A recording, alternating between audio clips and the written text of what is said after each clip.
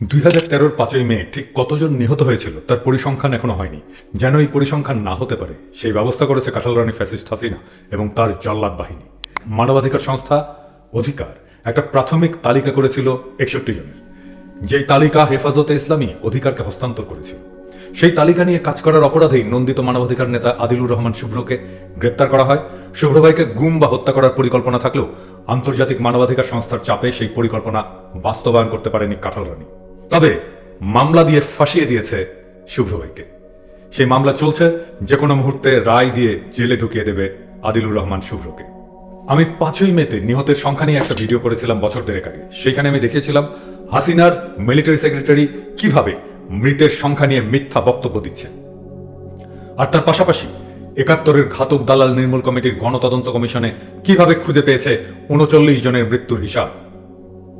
যারা সেটা দেখেননি আবার সেটা দেখুন।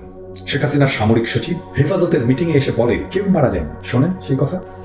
আমি অপ্রাসঙ্গিক হলেও একটা কথা আমি শুধু এখানে বলতে চাই, 5ই মে 2013 সালের 5ই মে সম্পর্কে অনেক মিথ্যাচার করা হয়েছে এবং বিভ্রান্ত ছড়ানো হয়েছে, এখনো হচ্ছে।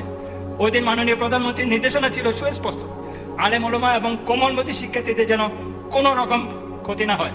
আমাদের আইন শৃঙ্খলা বাহিনী সেই নির্দেশনা মাথায় রেখে অত্যন্ত ধৈর্যের সাথে এবং পেশাদারি দক্ষতার সাথে পরিস্থিতি সামাল দিয়েছেন। কেউ আজ পর্যন্ত হতাহতের সঠিক তালিকা দিতে পারেনি। দু একজনের নাম বলা হয়েছিল, আমরা ইনকোয়ারি করে দেখেছি উনি বেঁচে আছেন, মাদ্রাসায় শিক্ষকতা করে যাচ্ছেন।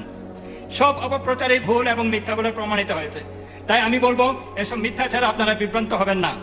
আমি মনে করি যারা এসব মিথ্যাচার ছড়ায় তাদের বিরুদ্ধে আইনি ব্যবস্থা গ্রহণ করা উচিত। এটা যে কত বড় মিথ্যা কথা আমরা প্রমাণ সহ দেখব।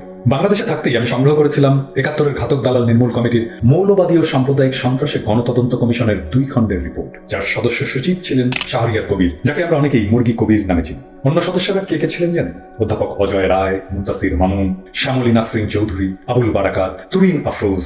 এরা গণতদন্ত কমিশনের নাম শুনে এবং সদস্যদের নাম শুনেই বুঝতে পারছেন এরা কেউই হেফাজতের প্রতি সহমর্মী নন। তারা তাদের ওই রিপোর্টে 5 এবং 6 মে নিহতদের নাম ঠিকানা সহ তালিকাও দেন। উনারা জানান 5ই মে ঢাকায় 24 জন, 6ই মে ঢাকা চট্টগ্রাম মহাসড়কে 9 জন, 6ই মে হাটহাজারীতে 5 জন এবং কুমিল্লায় 1 জন। এই নিয়ে মোট 39 জন মারা যান। এছাড়া মারা যান আরো 6 জন পুলিশ এবং বিজিবি সদস্য, সব মিলিয়ে 45 জন। আমি আজকে প্রমাণ দেব কমপক্ষে 71 জন আলেমকে 5ই মেতে বেওয়ারিশ লাশ হিসেবে দাফন করা হয়েছিল। কিছু লাশকে পরিচয় সহ দাফন করা হয়েছিল। আমি 71-এর ঘাতক দালাল নির্মূল কমিটির সেই হিসাবকে যদি আমলে নেই, তাহলে তাদের হিসাব অনুযায়ী 39 জন আলেমের কবর তারা নিজেরাই আইডেন্টিফাই করেছেন। তাহলে সেই হিসাবটা আমলে নিলে মোট মৃতের সংখ্যা কমপক্ষে 110 জন। অবাক হলেন? চমকে উঠলেন? পিনাকি কাঁচা কাজ করে না। আমি আজ হিসাব মিলিয়ে দেব। এটা বুদ্ধি দিয়ে ঘটনাকে কোরিলেট করা। আসেন আমরা কাগজে কলমে তথ্য প্রমাণ সহ দেখি 5ই মে কতজন আলেমকে বেওয়ারিশ লাশ হিসাবে দাফন করা হয়েছিল। হত্যার পরে হত্যাকারী যে কাজটা করে তা হচ্ছে লাশ লুকায়। সে লাশকে নিজেই কবর দিতে পারে, কিন্তু নিজে অসংখ্য লাশ কবর দেওয়া সম্ভব না। সেই কাজ করতে গেলে শতাব্দীর পরেও সেই গণকবর আবিষ্কৃত হবে। মৃতের শরীরে গেঁথে থাকা বুলেট পচবে না, মাংস পচে বুলেট মাটিতে লেগে থাকবে। খুব সহজেই সেই গণকবর আর সেই কবরে শুয়ে থাকা দুর্ভাগাদের কপালে কি ঘটেছিল সেটা বের করে ফেলা সম্ভব। খুনিদের জন্য, জল্লাদদের জন্য সবচেয়ে কার্যকর পদ্ধতি হচ্ছে সেই লাশগুলোকে বেওয়ারিশ লাশ হিসেবে আইনসঙ্গতভাবে দাফন করে ফেলা। বেওয়ারিশ মুসলিম লাশ দাফন করে কে? আমরা জানি আঞ্জুমান মফিদুল ইসলাম। আমরা আঞ্জুমান মফিদুল ইসলামের বেওয়ারিশ লাশ দাফনের হিসাব দেখব আর খুঁজে দেখব কোনো মাসে অস্বাভাবিক সংখ্যায় লাশ দাফন হয়েছে কিনা। আঞ্জুমান মফিদুল ইসলামের হিসাব বলছে 2013 সালে সর্বাধিক 1430টি মৃতদেহ অজ্ঞাত পরিচয় হিসাবে দাফন করা হয়েছে। 2010 সালে এই সংখ্যা ছিল 1204। 2011 সালে সংখ্যাটি ছিল 1191। 2012 সালে 1247টি। এবার আসেন আমরা 2013 সালের প্রত্যেক মাসে বেওয়ারিশ লাশ দাফনের হিসাবটা দেখি। 2012 জুলাই থেকে আমরা দেখি হিসাবটা।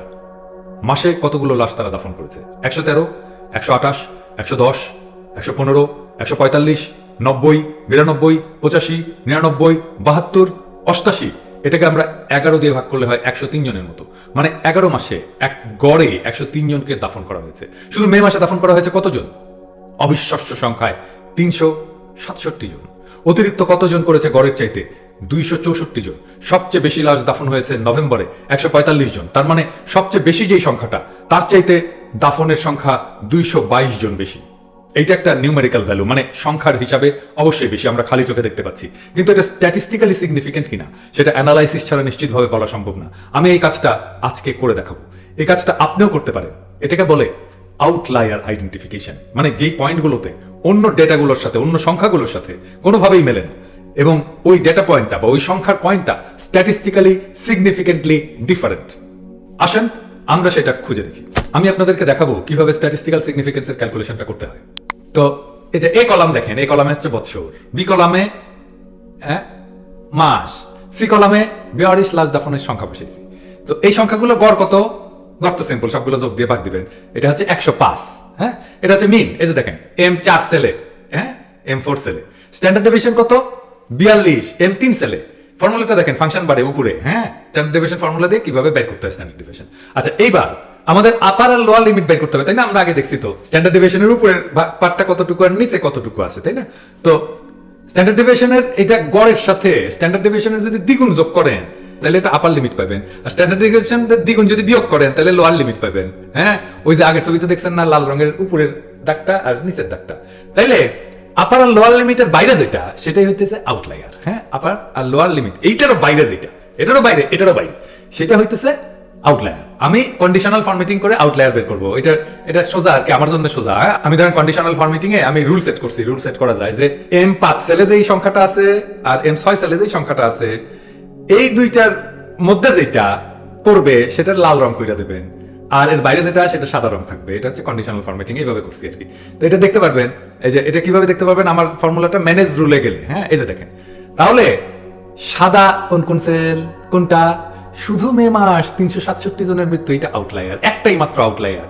হাসিনা, তোমার বুদ্ধি এতই যে তুমি লাশ গুম করবা, মাটি খুইরা আমরা ভাইয়ের মৃতদেহ বের করবো।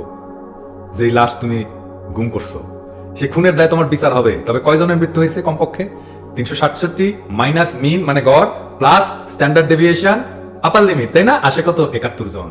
5ই মে কমপক্ষে 71 জন শহীদকে আঞ্জুমান মফিদুল ইসলামের মাধ্যমে দাফন করা হয়েছে।